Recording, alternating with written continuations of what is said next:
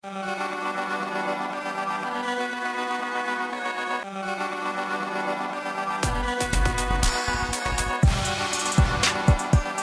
everybody, this is Trev, and welcome to a special bonus episode of Inside Acting, in which I sit down with the man himself, Mr. David H. Lawrence XVII, to talk about building a fun and profitable voiceover career. So we sat down a little bit earlier this week on Facebook Live to have a conversation about all the various sort of components that go into building a voiceover career when it comes to what David calls the art, commerce, and science of voiceover.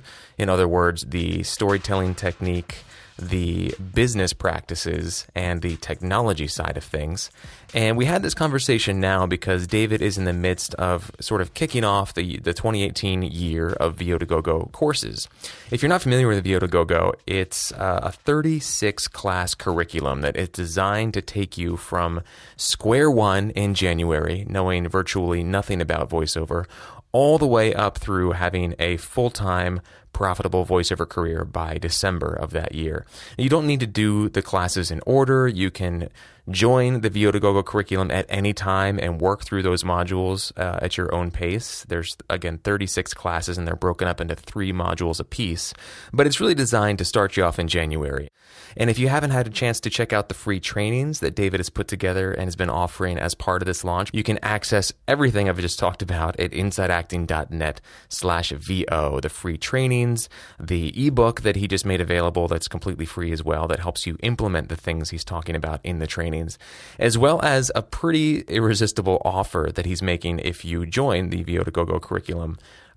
Like right now, like this week. It's pretty awesome. He's thrown in a lot of cool bonus goodie surprises, and it's just going to be a lot of fun to go on this journey from January through December together, because as many of you guys know, I also have the pleasure and honor of facilitating the live in-person monthly workouts in Hollywood for VO2GoGo. And oftentimes there are podcast listeners that join us. Grace, Ian, I'm talking to you guys. How's it going? See you in a few days. So insideacting.net/VO, and if you want to hear a little bit more about building a voiceover career, that's what this conversation that you're about to hear is all about. So check it out, and I will catch you briefly on the other side.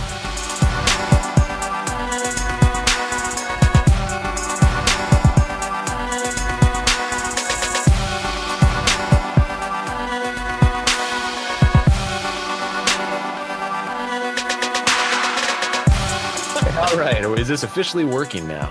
David H. Lawrence XVII, thank you so much for taking some time to chat with us about voiceover today. How are you? Whatever your middle initial is, all got. What is your middle initial? Oh. I can give you a hint. It starts with an R and everybody loves it. Oh, Raymond. Wow. Yeah. Look at that. All right. I didn't ask for your full middle name because that gets into the territory of identity theft. Just the middle initial. Okay. Okay. How are you?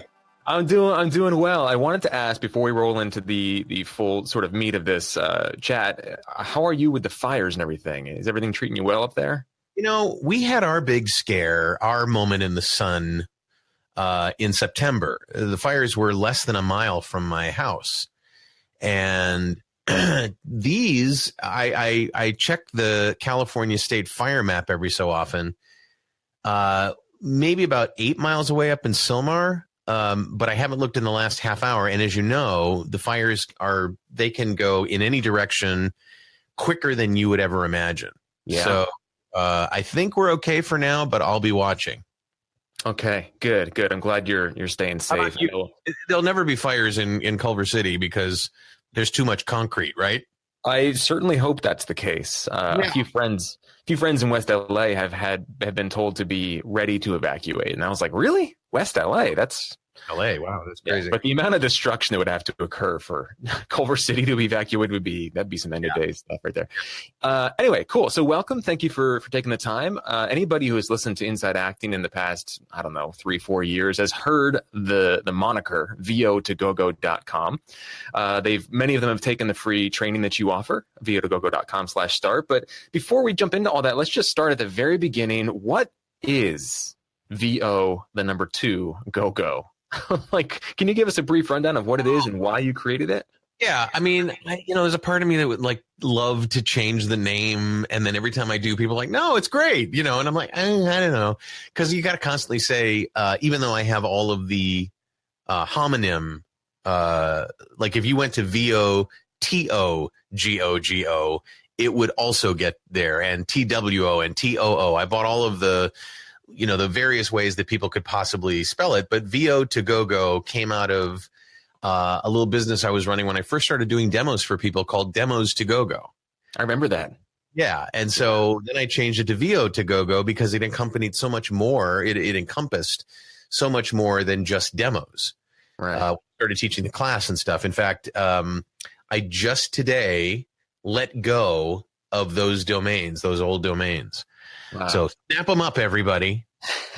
Get them while they're hot. But VO to Go is a place where you can learn how to become a successful and profitable and satisfied voiceover talent.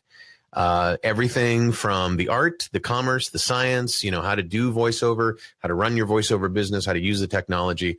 It's all at votogogo.com. And what we're doing this week in particular, and I don't know if you have the URL that you can put up for your link, because I want you guys to do whatever you want to do, but you can always put that up as a title. This is Trevor's first time doing BeLive.com, and isn't it awesome? There it is. The link's up. Yeah, this is a cool service. Yeah, so insideacting.net/VO. If you go there, you're going to get free training called the VO Booking Blueprint. Every so often, I think to myself, oh, this thing that I'm doing that's really working for me, it doesn't fit into one of the classes that we already have in the established curriculum, but it's really important, and I want to get it out there. So I put it together. I started with an ebook, which everybody's going to be able to download on Friday. So everybody's who's been furiously scribbling notes are going to be like, really? You could have told me there was an ebook. But I want you to, I wanted you to just, make sure you caught the sort of culture around what I was sharing in these lessons. And I put together 3 video lessons. They're each about a half an hour long. And they basically walk you through 8 ways that you can maximize your booking rate.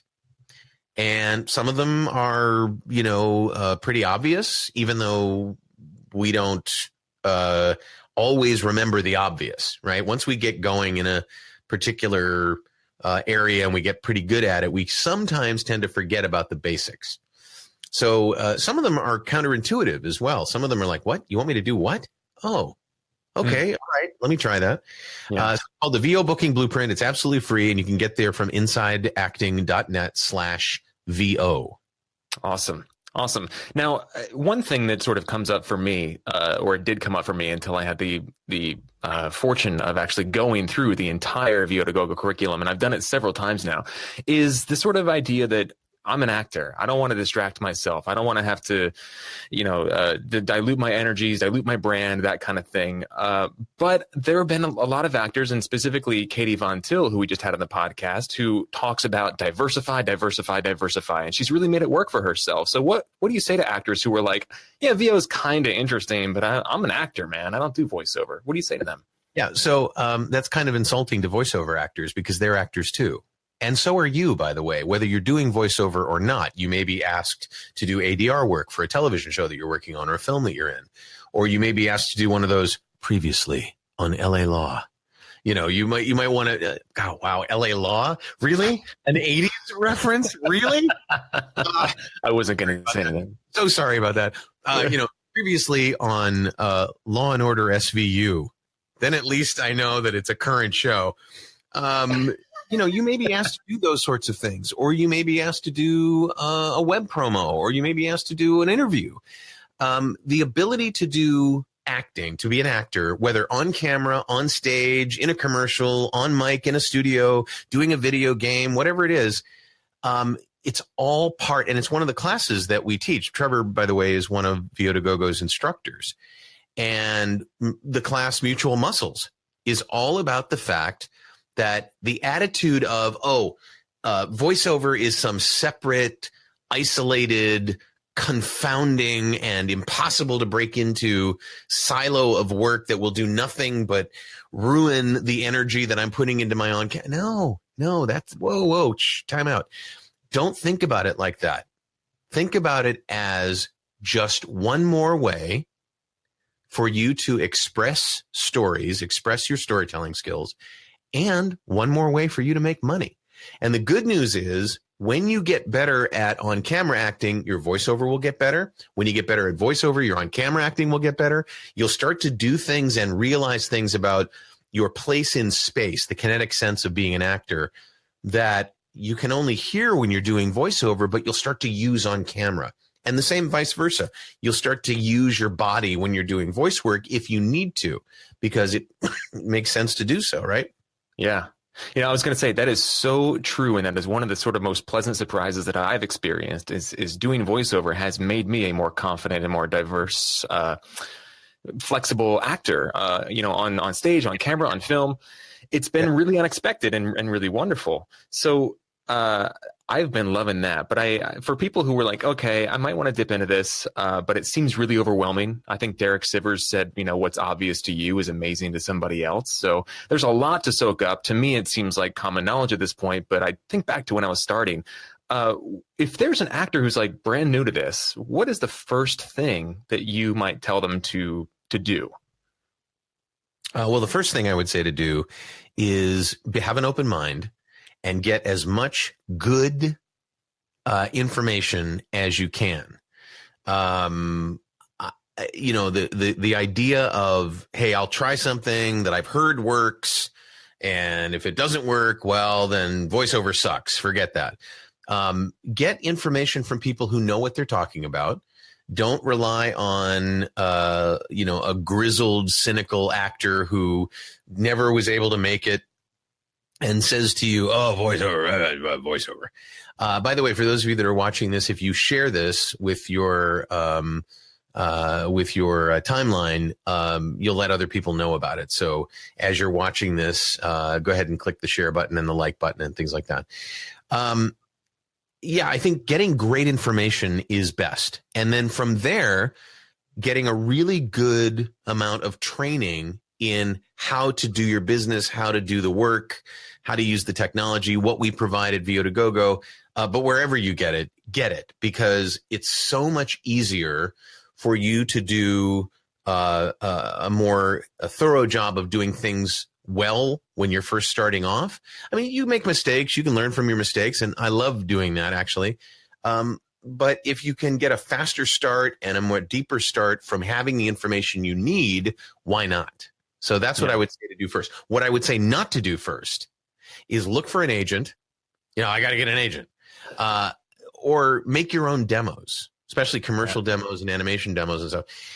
That's not the goal. The goal is to get to the point where making a demo makes sense, and then giving that demo to a potential agent who's going to want to know, how do you make money for me? Yeah. So what is that? What is the path to getting to the place where making a demo makes sense? When would you say that is a time for an actor to do that? It depends. I mean, some people are ready right off the bat.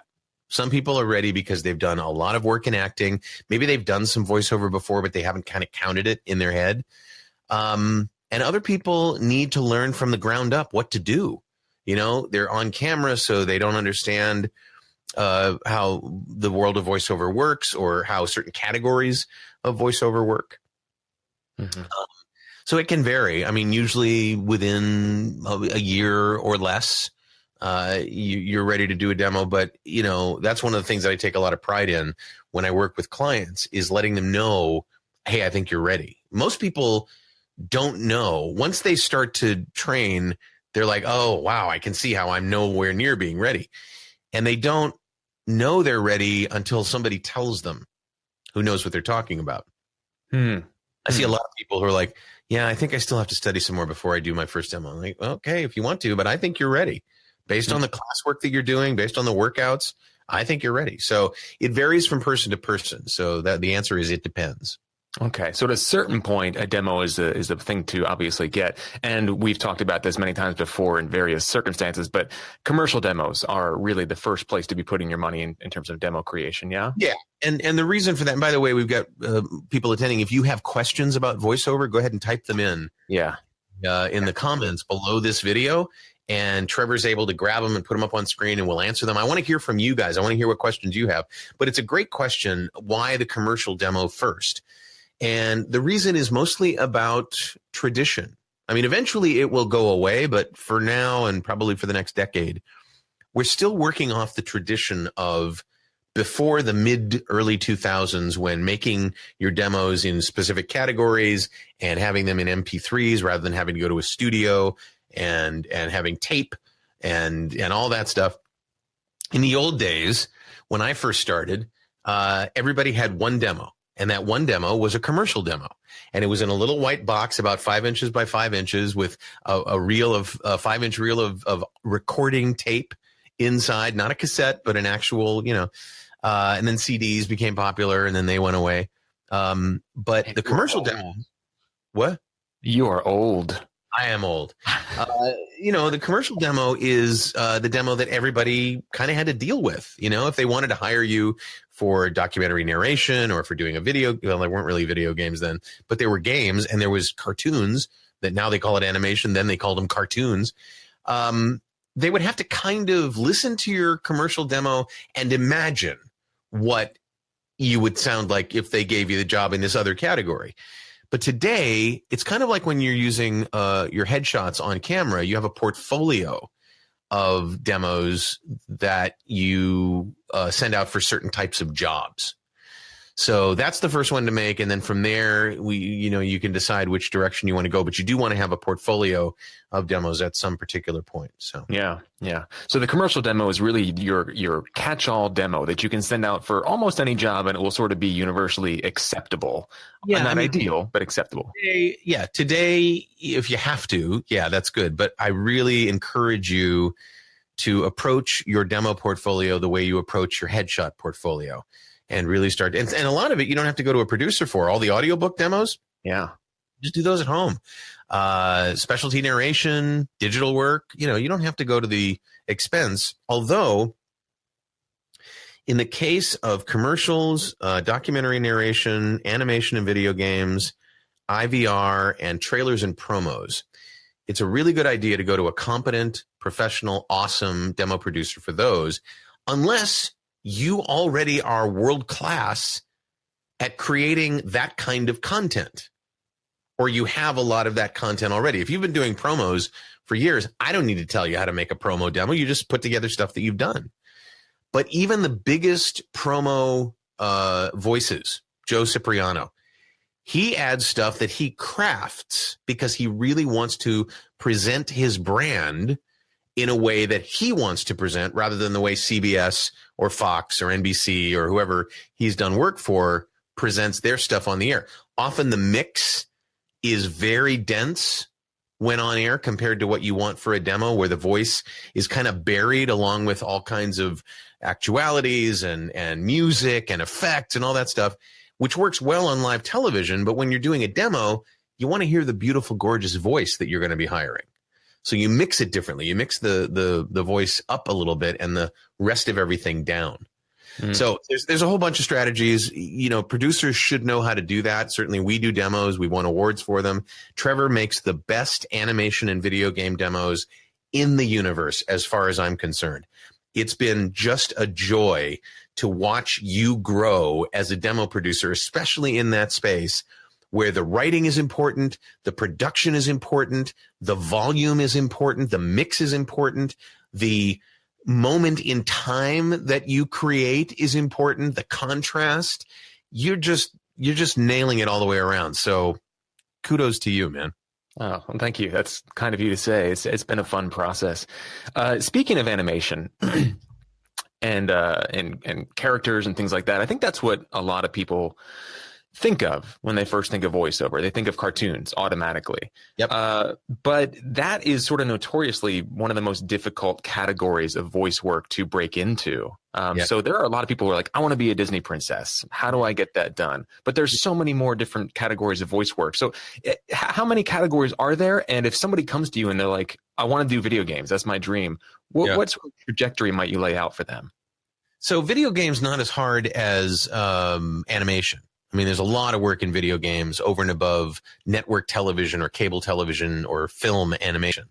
And remember that in animation, especially the high level stuff, you know, they go after the celebrities. So what I tell people is if they want to be the next Disney princess, they got to become a celebrity first.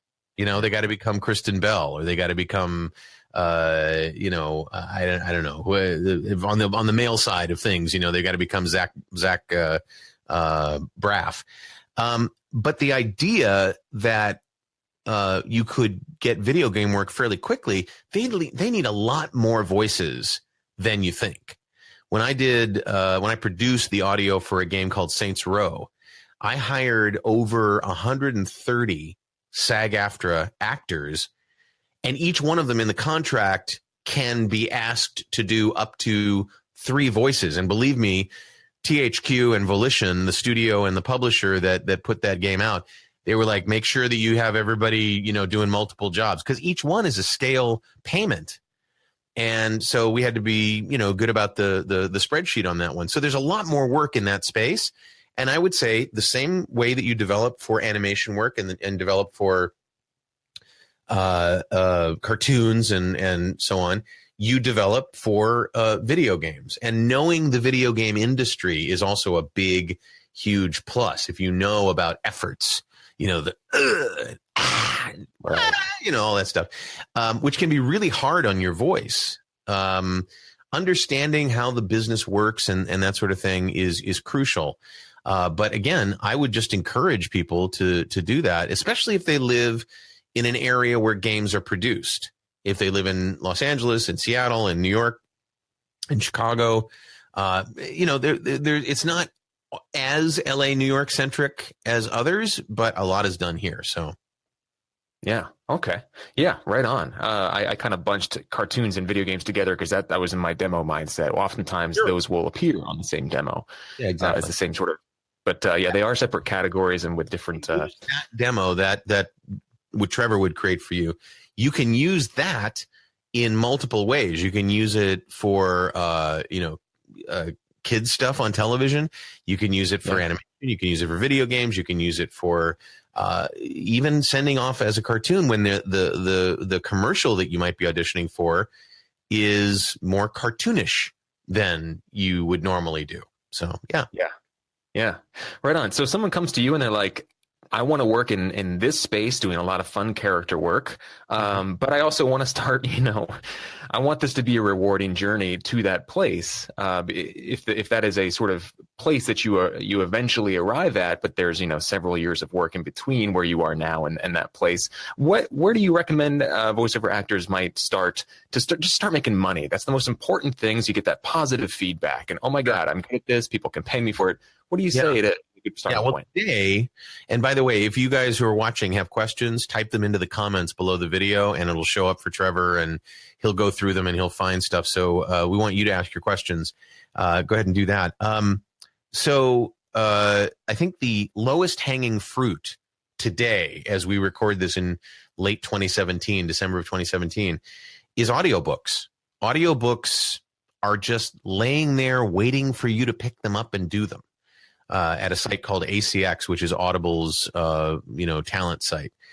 Audiobooks in general are just blowing up. I mean, the last 5 years, the increase in audiobook awareness, and it's being aided and abetted by those high profile podcasts, you know, like Serial and what's S23 and, you know, you name it. Those are more audiobooks than anything else. Right? They last about 8 hours. You know, there's maybe 10 or 15 episodes, whatever it is. They turn out to be serial audio. And in fact, Audible has started to created a whole area on Audible called channels, which is basically to take advantage of these sort of sidewinding podcast deals. So there's a lot of work in that space, union work, non-union work. That's where I would send people first. Okay, right on. And as far as getting their own gear, there's a sort of myth out there. This was my belief before I met you. And by the way, meeting you, and I don't know if I've ever told you this to your face, and I'm not just saying this because we're recording, but meeting you changed my life. The tactics, the strategies, the approach you have to the work has really just been like a next level experience for me. So I want to thank you for that and acknowledge you for that. Thank you. And so much of it is woven into the VO to Go-Go stuff. And since I have the pleasure of teaching it, in part and parcel over the course of a year, I've gotten to revisit those principles over and over. And it's just been really cool to have them sink a little bit deeper every single time. Sure. But when I first started, I was like, I'd love to explore voiceover. I don't have $10,000 to create a studio. And yet it's so unbelievably affordable these days to get into it. So where do we start? So I always tell people never, ever, when you're first starting off on anything, overspend or underspend.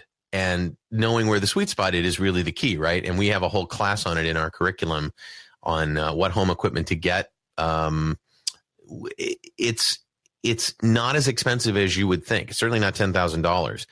I tell people if they spend more than $200, they'll have me to deal with, because I'll tell you exactly what kind of mic to get. I'll tell you exactly what kind of stand to get to put it on. I'll tell you exactly what earbuds to get so that you have great sound and you can hear yourself while you're recording, which is essential, by the way. And if you spend more than $200, it's because you didn't use my links to Amazon. On a good day, on a great day, Amazon charges $140 for the microphone that I recommend and that Trevor is not using. He's in his that's his space right there. Trevor's using it. I'm using it.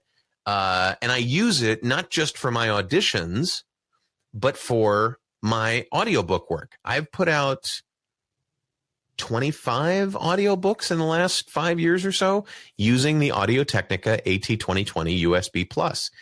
And I did another one of these events earlier this week, and George Whittam showed up. Do you know who George Whittam is? I know the name. I'm drawing a blank, though. A really well-respected engineer, and he does a lot of home studio work. And he and Dan Leonard do a show called The VO Body Shop, which is great, VOBS.tv. Yeah. The two things that I recommend people do is listen to Inside Acting and watch VO Body Shop. So George always was kind of critical of USB microphones. And for good reason, because they sucked, right? People go out and they buy the Snowball or the Blue Yeti or God knows what they buy. There are USB microphones that you can't say are bad because they're not. And it all comes down to one thing, and that's the circuitry that they use inside the microphone to convert your voice to data. Most of them use a very cheap circuit so that they can charge $19 for a gaming headset that's also USB. So they don't spend a lot of money. It's a very cheap circuit. But the more expensive ones and the ones that are the best, the Apogee iMic and the AT2020 USB, and also the Rode has a USB mic. They use the same analog to digital conversion circuit that's used in Pro Tools MBox or their R series or their HD series. It is excellent. And George actually came to the thing the other day that I was doing, and he was just somebody making comments on the space. And he said, yeah, I got to say the USB Plus, the AT2020 USB Plus sounds so much better than when I listen to other versions of that mic and other USB mics. And, that's why the noise floor is lower. The quality is great. It doesn't sound like a $140 microphone. It sounds like a $500 or $600 microphone. If there's any way to put that in dollar amounts, but what you don't need to do is you don't need to go out and spend $1,000, $2,000, $3,000, $4,000 on a Neumann U87 that is going to be a fantastic microphone, but not in your space ever, unless you've got an actual studio, real studio, not, I threw up some blankets and I covered myself and that's that. You're going to be in trouble because that microphone is so good that it picks up everything. Now, that doesn't mean that the AT2020 doesn't pick up everything, but its pattern is such that it rejects a lot of the background noise in the room. And so it becomes a much more forgiving microphone. So that's what I would recommend. Don't overspend and don't spend money on cheap ass microphones because you're just getting started. Yeah. This microphone is a workhorse. I have dropped it. I have recorded screaming music vocals on it. I have done intimate audiobooks, and it has not failed me. Knock on wood, not failed me yet. For $140, it's a steal. Yeah, and the good news is if you ever do mistreat it by, using it to hammering nails into the stage to get that floorboard back down, it's not as expensive as a Neumann, $4,000 microphone to replace. Yeah. I have 3 of them. I have one here in the studio. I have one that I take back and forth with me that's just sitting in a rollaway that I take back and forth with me when I do live events. And then I have one that's in my travel bag when I go on vacation or I go on business trips. And you can afford to have a few of them when you have something that inexpensive and that good. Yeah, they're awesome. Now, again, a quick reminder, anybody watching, you guys can type in questions and comments in the comment field and they'll pop up. And I want to answer questions from you guys, please. Yeah. But the question that's coming up for me that I'm sure a few of our viewers and listeners are thinking is, how about recording space? People live in LA. A lot of the people that are watching and listening to this, it's noisy. Yeah. There are airplanes and dogs. What do you recommend? Yeah. Just here's what I've got, just quickly. You can see behind me, I've got these foam panels on the wall behind me. Behind that big backdrop, there's a moving blanket. Yep. And I've got these pads. I bought these online. I got 24 for $40, and you can't see it, but they're all around here. Yeah. And changing up, making differences makes a big difference. What do you recommend? So first and foremost, I recommend that you look for the quietest space in your home, whatever that is. And often what that is a walk-in closet. Now, when you walk in if you're in a normal room in your house and you walk into the bathroom, you hear something very different when you speak, when you make noise. You hear a lot of reverberation because there are a lot of hard, flat surfaces, tile, the bathtub, the glass from the shower that cause that reverberation. And sometimes people think, oh, that's great. I'll get that. Let's just record everything in the bathroom. No, don't do that. Even as a singer, you kind of want to control the amount of reverberation that you get. But the same thing happens in a different way when you walk into a walk-in closet. You hear your voice differently. It's deader. It's flatter. And that's what you want for voiceover. You want to be able to record just the voice, not the room around you. And the other good thing about a walk-in closet is if you leave the clothes in there, you're not only cutting down on the reverberation, you're also insulating yourself a little bit against the outside noise that you'd be getting.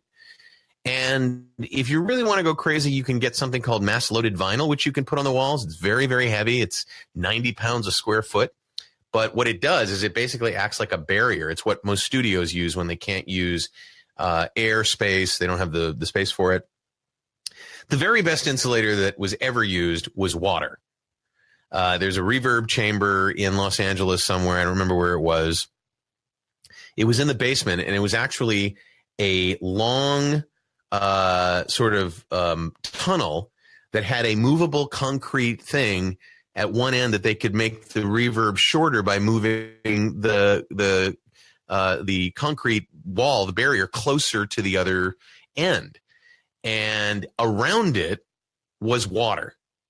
And that's like, you're never going to get through the water and the concrete and all that. You are going to get through an apartment wall near the 405. And so sometimes you kind of have to pick your battles. You have to pick what time of day you do it. I mean, leaf blowers and lawnmowers and backup alarms, those beep, beep, beep, those things drive voiceover talent crazy.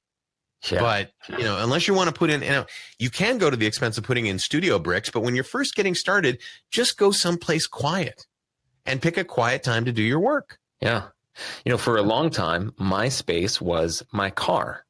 I took my laptop and this microphone down into my car. We have a covered car park down below the unit here. And I would go there between 9:30 and 10 at night, and I would record until the battery on my laptop died, which was only about 45 minutes at the time.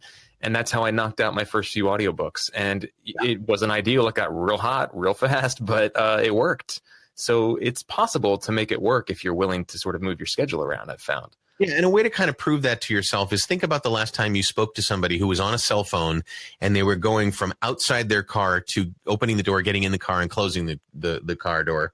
Yeah. You hear them differently on the phone once they're in the car, and that's because a car is designed to exclude road noise and rumble from the engine and traffic. It's designed to keep those sounds out. I mean, when you watch a television commercial for a luxury brand like Cadillac or Lexus or whatever, they always talk about how quiet the car is. Yeah. And you can use as a voiceover talent to your advantage. I mean, I tell people that when they're on the road to do their auditions, not in their hotel room. They can if they want to, but go down to the car and do it in the car, because it can be nice and quiet. Yeah.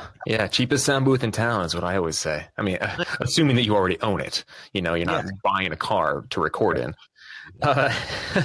So when it comes to the hardware thing is we've covered that. Now I'm curious about, I know these things. I came to the voiceover world and I had met you when I had a pretty sound foundation in audio production with Logic. I sort of trained and learned how to work with audio using Logic Pro, which is you taught it. People don't know about you maybe, but you taught it for Apple, right? Yeah. I used to teach it, and I learned it on the job, which is funny because it's a huge program. And there's so much to do, and you say, when people say, what do I get? Do I need Pro Tools? And you said something really funny that sticks with me. You said it's kind of like trying to light a candle with an atom bomb.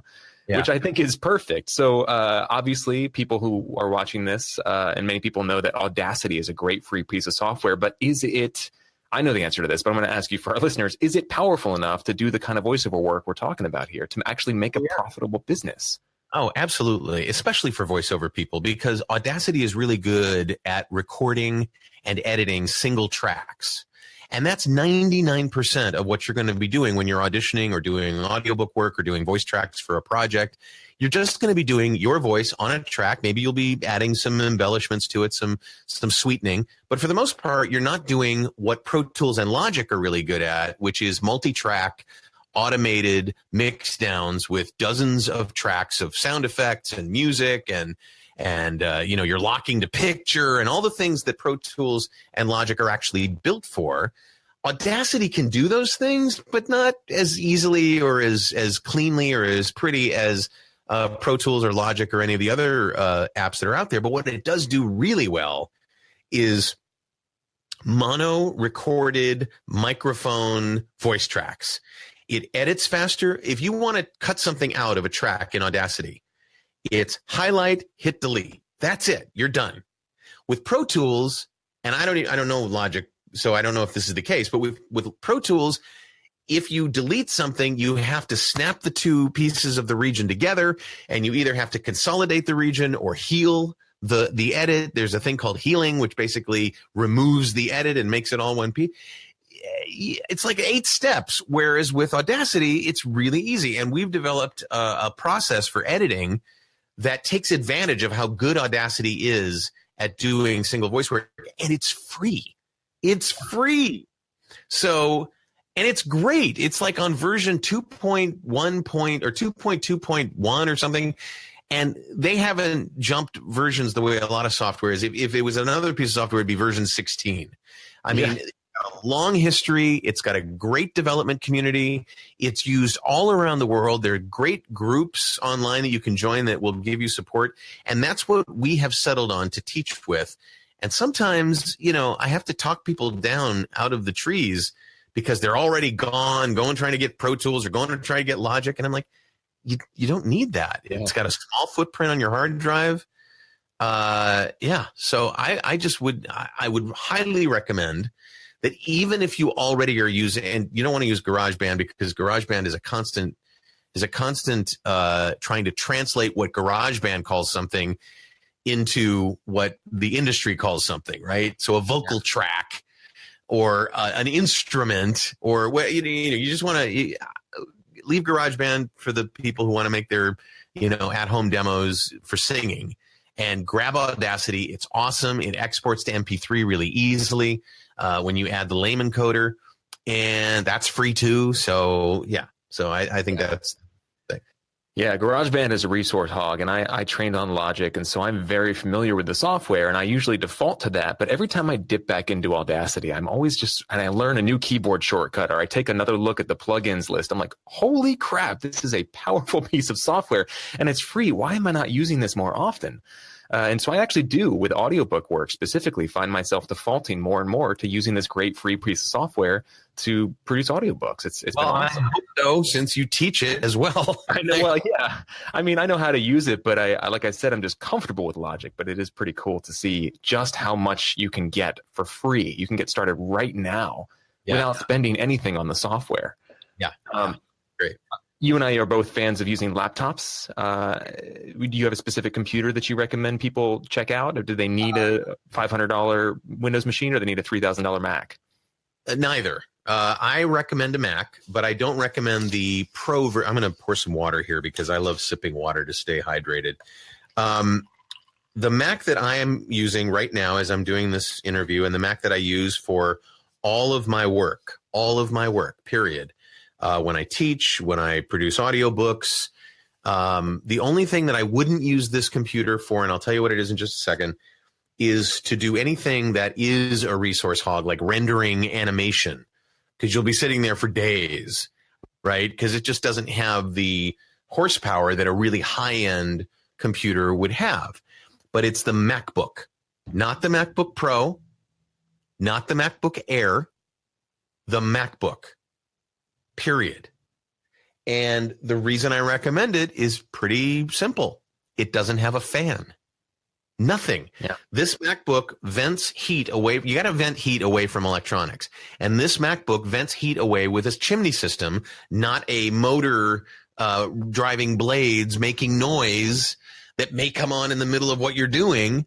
It can't happen. So if you record in a space where your computer is part of your recording gear, then you want to use a MacBook. And again, not the Air, not the Pro, just the MacBook. Yeah, that's the one with it's got a 13-inch screen, right? Yeah, it's a 13-inch screen, but it's a 2880 by, whatever the HD equivalent is.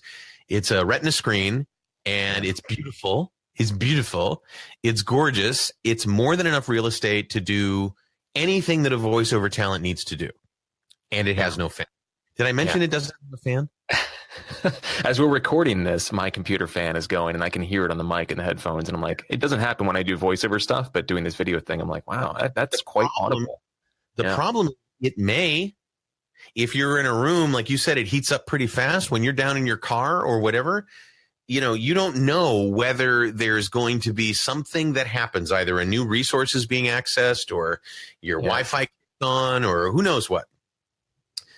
Not having a fan guarantees you won't have this issue where, oh my God, the last half of my track, which is an hour long, has the fan on underneath it. Where did it start? And you got to go find it, and then you got to sample the fan noise, and hopefully you know how to use noise reduction. You don't have to do any of that stuff. You just have to choose the right computer. And for me, that's the MacBook. And when I told Apple, what a great thing that they've done, they're like, wow, we had no idea. So. Wow. Okay. And just to be clear, asking a question. Ryan, I see Ryan's question, but I just, before we jump off this laptop thing, just to be clear, you don't need that MacBook. It's the ideal, but you could get started with your Windows PC. Probably. Oh yeah. But the one thing I would say is don't use a netbook. And netbooks have kind of fallen out of favor, but you want a real, computer. But if you've got a $400, Windows 7 machine sitting around, more than adequate to do the work. Awesome. Okay, cool. Ryan, hey man, how you doing? Long time no talk. Ryan asks, if you have a fan on your laptop, is there a USB cable extension you would recommend for your microphone that would make it possible to put your computer further away while you record without losing sound quality? Yeah, that's the other thing to do is if you do have a computer, and a lot of people have sort of tower computers that have very loud fans on them, just put them outside the doorway in another room. And then, any Belkin cord, any Anchor cord, I wouldn't spend a ton of money on the Apple branded extension cords because they can run into four figures. they'll work because your microphone, the USB microphone, is not a huge energy drain. Where you run into problems is if you have like hard drives hanging off of a USB hub, and you've got places where you've got jump drives plugged in, and you've got an Ethernet adapter for your Wi-Fi or whatever. Just a single 25-foot cord, you can go longer than that if you need to, because it isn't that much signal degradation. So anyone will actually work. I like the Belkins, but yeah, that's a great question. You can move your computer outside the space in which you record, and you can take care of it. Yeah. Awesome. That's the thing that comes up for me, just visualizing that setup though, is that if you're doing a lot of stop and go audiobook work, that'd be quite a labor of love to be walking back and forth to stop, punch in, punch out. Let me finish the whole thing. You also want to get I love it's actually plugged in, but I'll unplug it. It was charging. I love my Logitech Bluetooth keyboard. Beautiful. And it's backlit. And it's got, you want to get a Bluetooth keyboard and a Bluetooth mouse so that you're not having to go do anything on the computer, so that you can do your stair-step stuff, which is what we call our method, and do it remotely from the computer. But the good news about this Logitech keyboard, it's the K810, I believe, or the 810K. Get the Mac version because it's got a command key rather than a Windows key, and it actually will work right.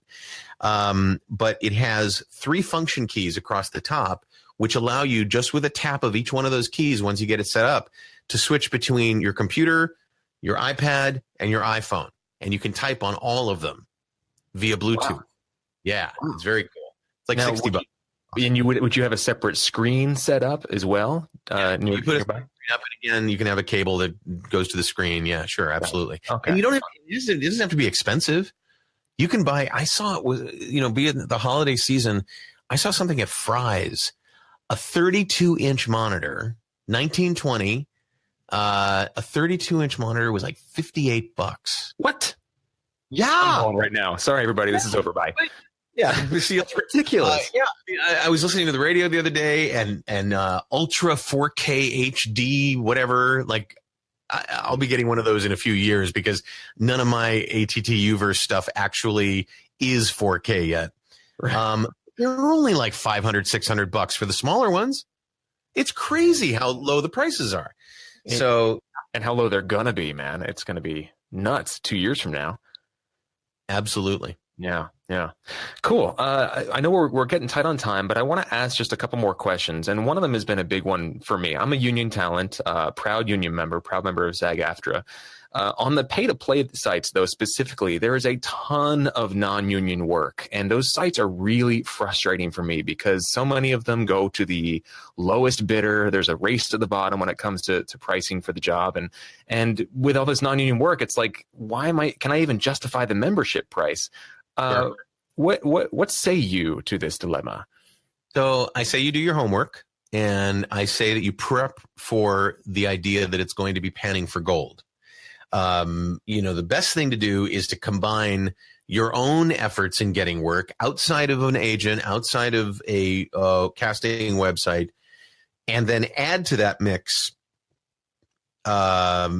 the casting sites and the agent and so on, and start to build that portfolio of opportunity. But if all you have right now is these casting sites and you're a union talent, you have to know which jobs you can use a paymaster for, which jobs you can't use a paymaster for, and turn what the client doesn't usually care. If you're doing all the work and you're providing them with a finished product, they don't care whether you're union or non-union. As long as you fit within their budget, they're happy. You want to go with stuff that's non-residual based because none of that stuff can be converted from non-union to union.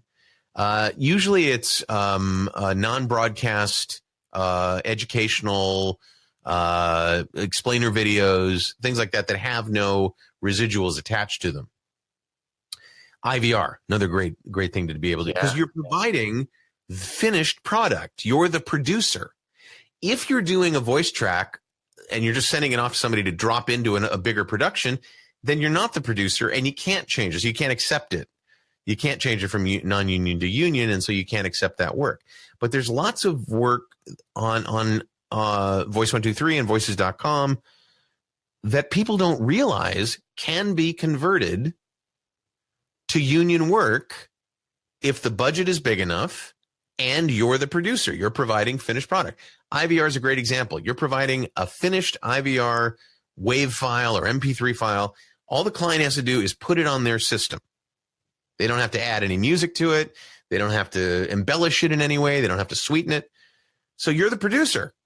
So you can decide whether it's union or non-union.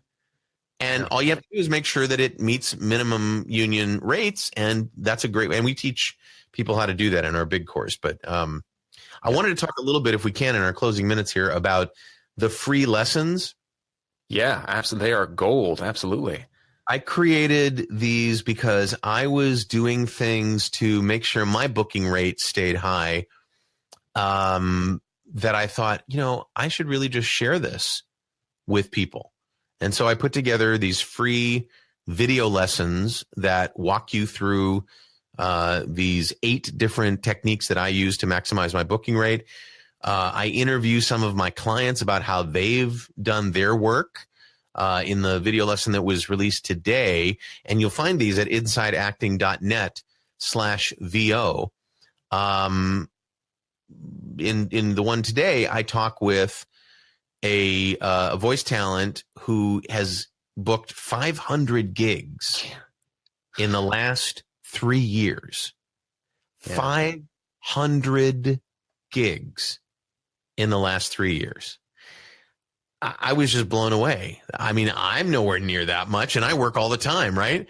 So, yeah, it was just great. And we talk about how she does it and how she decides what to audition for and how she does her slating and how she keeps her stuff updated. And it's great. So hope you like it. I found that so valuable, hearing how other people have done it. And you, not only that, but used the tools that you offer through the training, and then they've personalized it to their personality type and to their way of working and to their work situation and their schedule. And it's been so valuable to see how that has been happening. So if you guys haven't, if you're watching this or listening to this and you have not checked out those free videos, they're free. What's the holdup? What are you waiting for? Check it out. InsideActing.net/VO. That's VO as in voiceover. Wow, David, this has been awesome. We could talk for 6 more hours, but I know we're both busy men, so I'm going to let you go. Any closing thoughts or comments before we wrap this up? Yeah, first of all, the Inside Acting community, the podcast, the Facebook group, just the you got your 300th event, 300th episode. Yeah. So proud of what you guys have done, and I'm so thrilled. If you don't know, I'm a sponsor of the show, and I love the podcast. You have no idea how effective you guys have been in helping people, get better in all areas of acting, and I'm thrilled to be a part of it. I, for my part, want to help you create a profitable and satisfying voiceover career and acting career, but in this case, it's a voiceover career that I really want to help you do. Awesome. Well, I think that mission accomplished. Now it's just it's just a matter of making sure that people who are looking for it definitely connect with it. And I also want to say, if you're watching this and you're like, I'm still not sure about the voiceover thing, at least check out the videos that are up there right now, because there's so much bleed over from voiceover to acting and vice versa. You could almost 1-for-1 erase the word voiceover, replace it with acting, and still see a serious benefit. Well, the dirty little secret here is that I did voiceover for a long time before I did on-camera acting, but I saw the parallels the moment I started training for it. And then some things that I learned in on-camera acting in the early 2000s, mid-2000s, I'm like, oh, this will work for voiceover. This is awesome. It was like one of those great sort of like melding of two processes. So yeah, it's pretty straightforward. Yeah. And that brings us full circle. So, David, thank you so much. Again, InsideActing.net/VO. Everybody check it out. InsideActing.net/VO. You'll be able to leave comments below the video. Believe me, there's a million ways to get in touch with me, but do that. Go there, because we worked really hard to put these free lessons up, and I want you to get the benefit from it. Amen. Awesome. Thank you again, David. Thanks. Talk to you soon.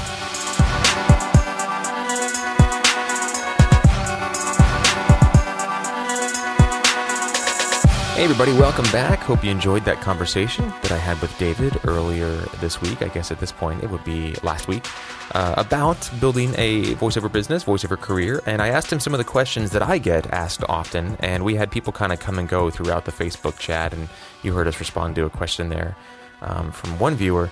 But I wanted to make sure that it showed up in this podcast feed as well, so you had the opportunity to listen to it at your leisure, wherever you'd like to, whether you're driving or at the gym or whatever. So I hope it was valuable to you. I hope it was useful. I hope it answered some of your questions. And if you have any other questions on Facebook, if you go to my profile, you can actually see the live video feed of this as well. It's in my timeline. Just scroll down a little bit. And my Facebook is just Trevor Algatt, just facebook.com/Trevor Algatt. So again, I really hope you guys enjoyed this. Very honored to be able to bring this to you at this juncture in time. And we'll be back in your feed next week with the final episode of 2017, our 2017 annual retrospective. Have a great week.